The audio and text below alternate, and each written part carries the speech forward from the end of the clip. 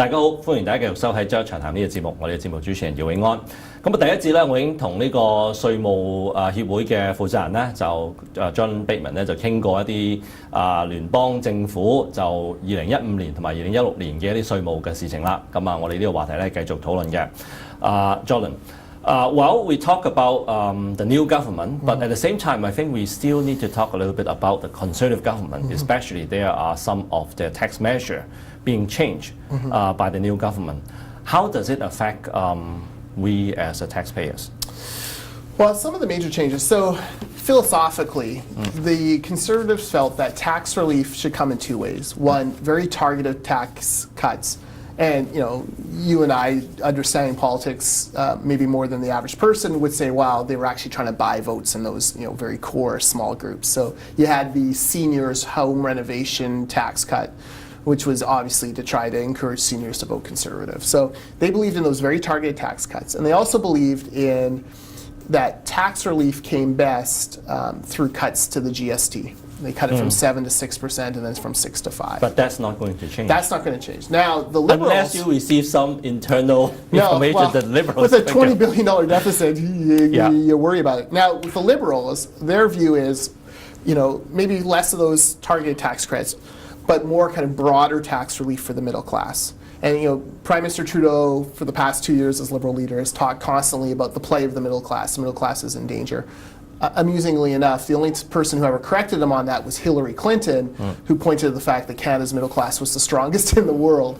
So, but generally, the Prime Minister has been clear on this. He wants to give more relief to the middle class, and that's really where his tax cuts are targeted. So that's kind of the major philosophical difference between the two. But in terms of income splitting, childcare, those kind of things, does it? Yeah, I mean, income splitting disappears for most people, although it sounds like the Liberals may keep a part of it for seniors, although that still has to remain to be seen. So, whereas the Conservatives looked at household income as being, one unit, the Liberals look at it as, no, if there's two income earners, that's two separate tax situations. So, again, a kind of a philosophical difference between the two. Income splitting disappears.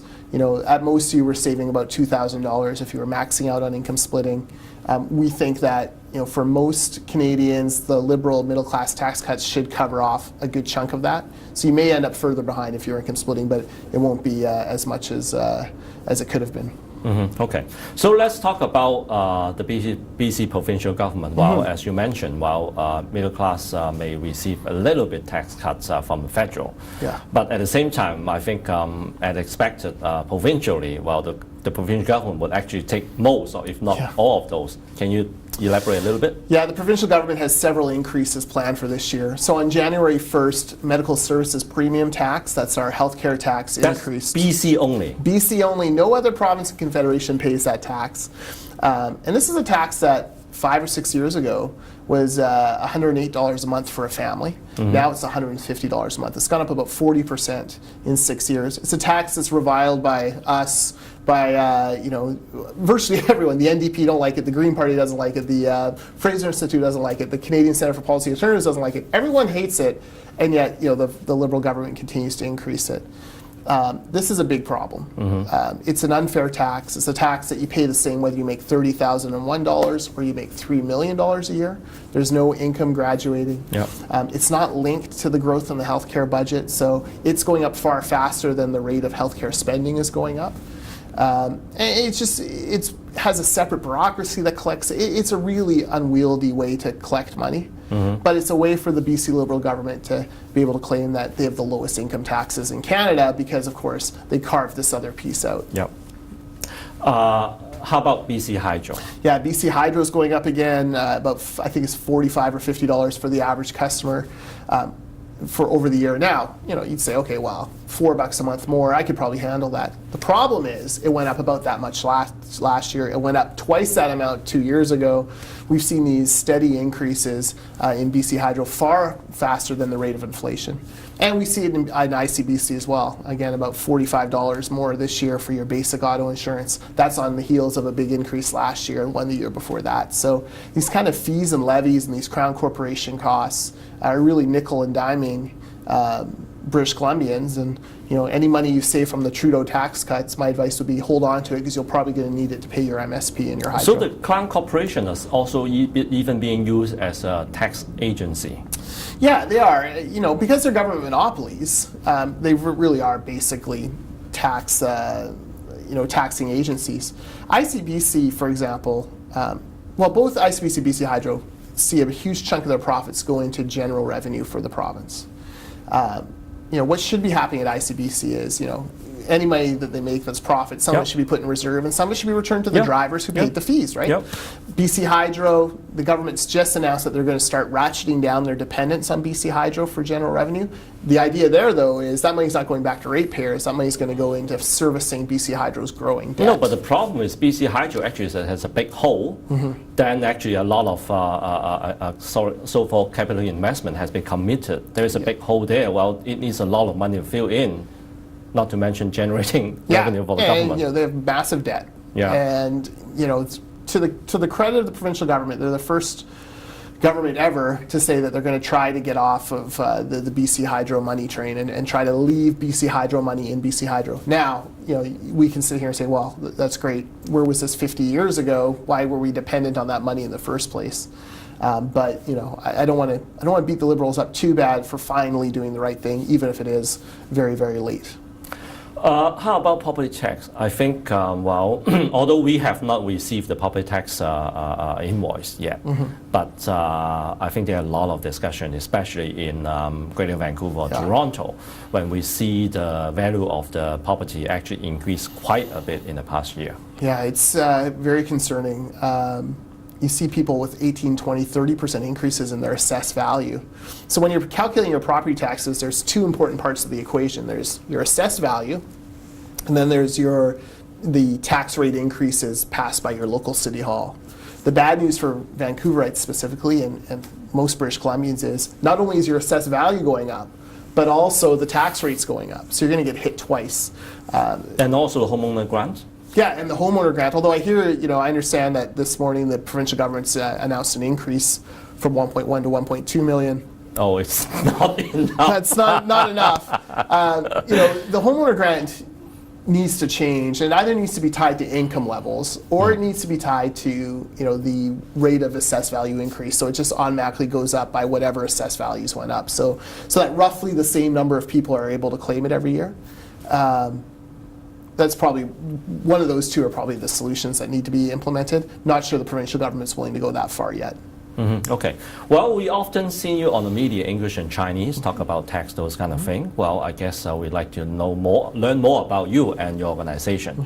So can you tell us the mandate of Canadian Taxpayer Federation, and where's your funding come from? Yeah, so the Canadian Taxpayers Federation, taxpayer.com, we stand for three things.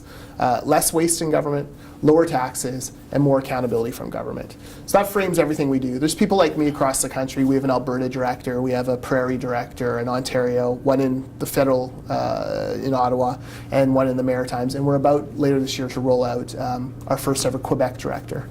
And so we all work on this, we advance public policy ideas. And basically we speak for about 90,000 supporters from across Canada. So they are membership or? No, supporters. I mean, people who identify themselves that they support us and what we stand for. 27,000 of them every year give us money. The average donation is about $125, $150 in that range, so about $10 a month. And then that together funds the organization. We're about a $4.5 million a year organization. So do you receive corporate union donations as well? No, I mean, we receive donations. I'm not quite sure. To be honest, I don't have a list of donors. So I'm sure some corporation has given us money at some point, or some union has. One thing we don't do is take any government money. So the first thing is, if you give money to the Canadian Taxpayers Federation, you don't get a tax receipt. So we're a registered not-for-profit corporation. We're not a registered charity. It would be very hypocritical of us. No, because to take money from government and then criticize government. No, and at the same time, I don't think you can survive the Conservative government if you actually are a charitable organization. Well, yeah, well, that's a good Because, point. well, Yeah, they because of were the political actually thing. aiming at Exactly, some of exactly. those think tanks. And our encouragement to friends of ours like the Fraser Institute and people like the Canadian Centre for Policy Alternatives is quit giving out tax receipts for donations, and then you can, you're free to, do what you want and not have to worry about CRA looking in on you for political activities. Like that to us is the preferred solution. That's the model that we've done. We don't. Are there people out there who maybe don't give us as much money as they could because they don't get a tax receipt? Maybe, but we're free and unfettered from any government reliance, and Yeah, that's but at the important same to us. time, how about, say, that's why I asked you about corporate influence, because Yeah. the thing is, I've read some article, of course, I have to read both sides, pros and cons, that some people actually criticize your federation for not accountable to public taxpayers because, well, you don't disclose who are your donors, how much money. Because nowadays, if you actually take a look at political party or even think tank, you can actually link a lot of their interesting decision or policy position with the benefits of their donors. Yeah, well, I mean, the CCPA is a bigger organization than us. The Fraser Institute, I think, is 2.5 times what we raise. There's no nefarious corporate donor. Like we said, 27,000 donors from across the country. It's about $125 a piece. 98% of the people who support us give us $150 or less. We're very much a grassroots organization. We don't disclose our donors for a number of different reasons. Number one, we have a bunch of government whistleblowers who give us money and support us. It wouldn't be fair to them to out them into their own government. And second of all, we don't demand donations from anyone. We're not a union. We don't fire you if you don't give donations to the Canadian Taxpayers Federation. We're not a government agency. We're not taxing you, threatening to take your house or put you in jail if you don't pay us money. We're a free will organization. If we weren't doing a good job, our donors would dry up. We wouldn't have 27,000 of them across the country, and that to us is the most important measuring stick. We speak for those 90,000 or so people who are, self-identify as our supporters, and sometimes they agree with us and sometimes they don't, but they're always giving us good constructive advice and ideas. Well, I guess from taxpayers' point of view, we all like a tax cut to lower our burden. But at the same time, while as a public citizen, we also need government services, and especially healthcare, education, public safety, all those kind of important services. So on one hand, well, if the government cut tax, and at the same time, how can they provide the services and that we need? Well, taxes are a sacred trust. So like I said, when you get your tax bill, if you don't pay it, what do? They put you in jail, they garnish your wages, they take your house, they take your property. They take it by force. That's what governments do. They therefore have a moral obligation, we believe, to spend that money wisely, efficiently, and effectively. And we make no excuses for holding them to account on that. When they waste money, on all sorts of crazy things, they should be held accountable for that, and that's what our group does. We don't want lower taxes or less spending for the sake of less spending or lower tax. What we want is, we want them to use every dollar that we send them, bearing in mind that someone sacrificed to pay that dollar in taxes, bearing in mind that some kid isn't getting that dollar in their education savings account. They're not getting that dollar for groceries. They're sent that to government. So we want that money spent wisely and efficiently, and we want it to be efficient so that they can actually do more with that money, right? Like provide more service. If you're not wasting money, you can actually use it for some pretty effective things. Yeah, okay, that's I have to agree with you. Yeah. Yeah, okay. Well, that also ends our discussion today. Well, 今日好高興啦，咁啊請嚟呢個 Jordan Bateman 咧，就從呢個加拿大納稅人協會嘅角度咧，就講一啲稅務嘅事情。咁就下一個星期咧翻嚟咧，我會有另一個話題同大家繼續討論嘅。拜拜。